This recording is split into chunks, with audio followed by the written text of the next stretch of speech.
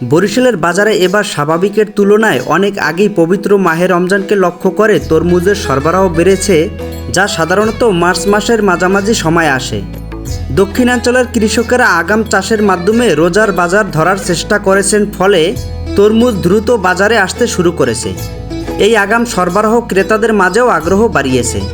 তবে স্বাভাবিক সময়ের চেয়ে তুলনামূলক অতিরিক্ত দাম। তবুও দেশি ফলের প্রতি চাহিদা বেড়েছে, কারণ বর্তমানে বিদেশি ফলের দাম ও শুল্ক বৃদ্ধির ফলে এখন জনগণের শেষ ভরসা স্থানীয় ফল।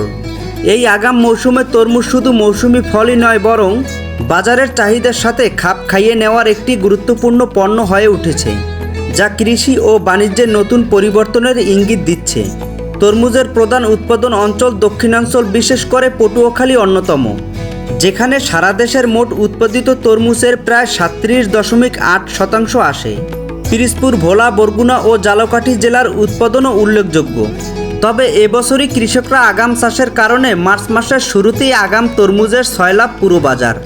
সরেজমিন ঘুরে দেখা যায়, বরিশালের বিভিন্ন স্থানে কেউ বিক্রি করছেন পিস হিসেবে, আর কেউ বিক্রি করছেন কেজি দরে। কেজি দরে 70 থেকে 80 টাকা এবং পিস হিসেবে বিভিন্ন আকারে 280 থেকে 500 টাকা পর্যন্ত বিক্রি হচ্ছে। তবে কেজি দরেই বিক্রি হচ্ছে বেশি।